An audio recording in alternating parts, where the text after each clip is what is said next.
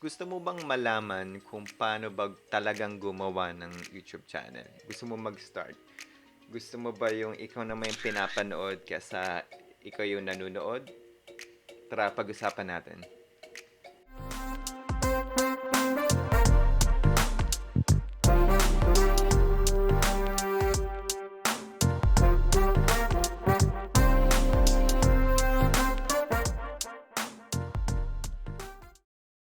In this video, I'm gonna share to you my thoughts, feelings, and struggles sa paggawa ng video na to. As you can see, bago tong channel na to, talagang bagong-bago, first video upload ko to. So, I wanna bring value, I wanna share to you kung ano ba talaga yung pagdadaanan. Kung nandun ka na sa stage na gusto mo nang gumawa, gusto mo nang mag-start. So, tara, umpisa natin. Disclaimer, lahat ng sasabihin ko, ito lahat yung naramdaman ko, ito lahat yung pinagdaanan ko. You can watch different tutorials sa YouTube kung ano ba yung mga professional advice makukuha niya. Pero para sa akin, share ko lang kung ano ba yung, ano ba yung feeling coming from a newbie beginner's perspective. Okay, so number one, actually ano yan, tatlo eh. So may 1A, 1B, 1C. Okay, so 1A, hesitation. Nag-hesitate ako na am I good enough? Ano ba? Kaya ko ba? Alam mo yun, yung gustong-gusto mo nang gawin, dami mo ng idea sa pumapasok, pero ayaw mo kasi dahil sa 1B, self-doubt. Nag-doubt ako sa sarili ko. Diyos ko, sabi ko, tulad ng pag tumatalong ka sa, sa may Cebu, may mataas na cliff doon eh, pag nag-canyoneering kayo, sa may Oslob. Yung tatalong ka na, ready ka nang tumalon, all in na, tapos bumalik ka pa rin dahil sa self-doubt. Talagang, tong YouTube na to, gustong ko nang gawin, pero yun, nag-hesitate, tapos nag-self-doubt ako. 1C, excuses. Yan, ito yung killer talaga eh. Una, pangit na yung nag-hesitate ka, tapos nag-self-doubt ka pa, triple kill. Puro ka excuse. Bukas na lang, wala akong time. Wala, ayoko nang gawin. Or, marami akong ginagawa eh. Yung mga factors talaga na killer. Pag may gusto kang gawin, may dream ka, pag naramdaman mo, pag pumasok sa isip mo yung tatlong bagay na yon, walang mangyari sa buhay mo.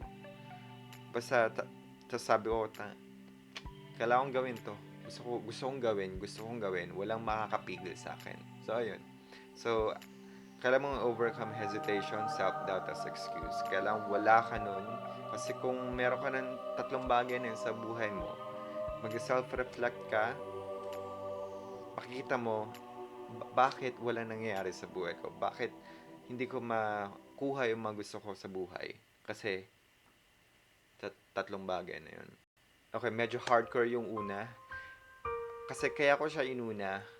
Kasi kailangan mong ma-overcome yun eh. Kasi you need to take the first step, ika nga nila. You need to take the leap. You need to go all in. Kasi internal problem yun. Pag may internal problem ka, hindi mo kaya. Walang mangyari sa buhay mo. Okay. Number 2, gears. Sabi nga ni Casey Neistat, gears, camera doesn't matter. You can even use your phone kung kahit ano dyan, diba? As long as ma-record mo siya. As long as kung ano yung idea mo, mag-manifest sa camera, mag-manifest sa isang video, mag-manifest sa isang finished product. Na pangit yung quality ng video, hindi yung storyline. Papanoorin ng tao yan. So, yun. From analysis to paralysis, gears. What gear should I use? Bibili ba ako ng DSLR, 4K, mirrorless? Sabi ko, ano ba? Hindi na natapos tong gastos na to. Sabi ko, wala pa nga akong content, di ba? Gagastos kagad ako. E naisip ko, may camera naman ako. Canon 100D. Binili ko to 2 years ago. for photography. Alam mo yung gusto mo lang mag-shoot na mag-shoot. Alam ko meron din kayo nakakalat yan sa bahay niyo eh. As long as, 1080p, maayos yung ilaw, maganda na yan, maganda yung labas niyan. So, gears, just, you can use your phone, guys. Just use your phone. Selfie camera, likod na camera ng phone, mas maganda. Shoot. Shoot lang ng shoot. Make videos. Kahit na ano pa yan. Learn from it. Itong camera angle na to, sabi ko, ay pangit dyan, nung una. Dito ko kaya ilagay, dito ko kaya ilagay, dito ko kaya ilagay.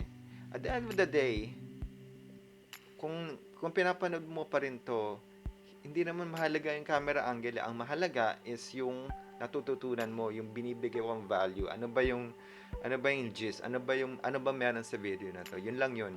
Yun lang talaga yun. So, gears, move on, guys. Kung may camera ka, kung may cellphone ka na may camera, just use that. Okay, moving on from camera.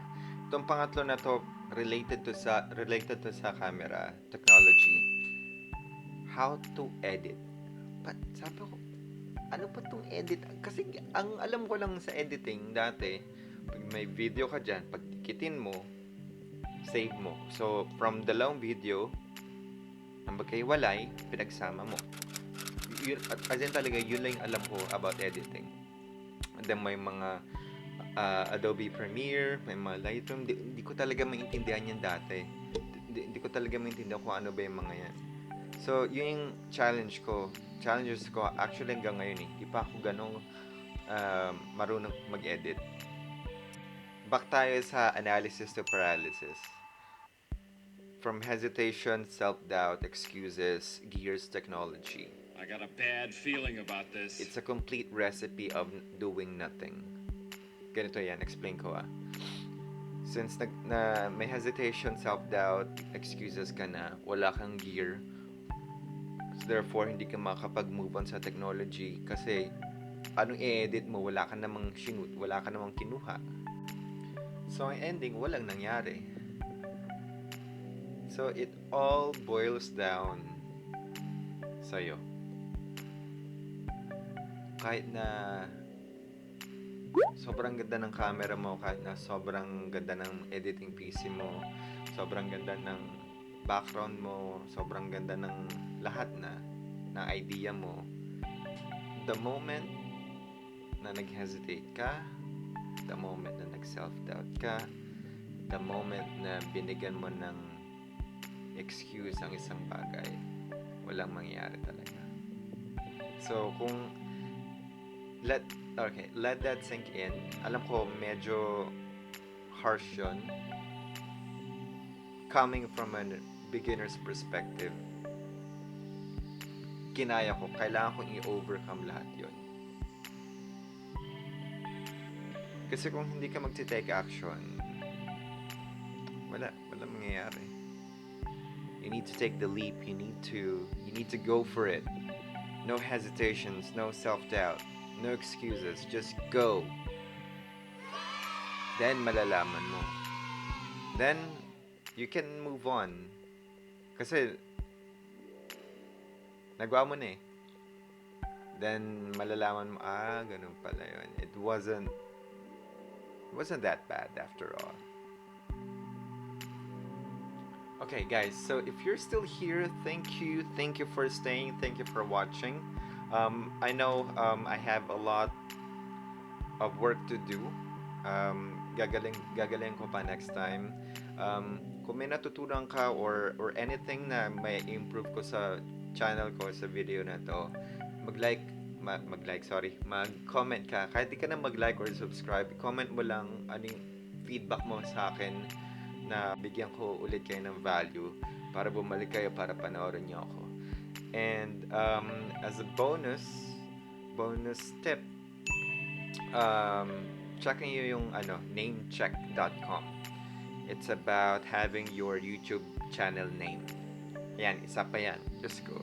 Ang daming pumasok sa isip ko, ang daming ano bang magandang pangalan, ang daming ano ba yung snappy na name na madaling maalala. Tapos sabi ko, will it matter? Kasi it's all about the content. It doesn't matter kung ano yung pangalan as long as yung pinoproduce mo is galing sa puso mo, yung pinaghirapan mo, then nagustuhan ng tao, the name doesn't matter. Yes, technically it does matter. However, if you're beginning, please don't overthink about the name because the name will just follow. Again, content is king. So there you go, guys. I will end my video here. So this is how to actually start make your own YouTube channel. Sana nagustuhan nyo. Again, just mag-comment lang kayo sa baba kung ano pa yung ma-improve ko. Kahit di na mag-like or subscribe, okay lang. Kasi nagpa-practice lang din ako kung ano pa yung ma-improve ko. Um, sa next video ko, I'm gonna talk about the next level struggles. Kung ano, yung technicalities ba um, making a video like this. So, once again, my name is Jeremiah. Thank you for watching. I'll see you next time. Bye.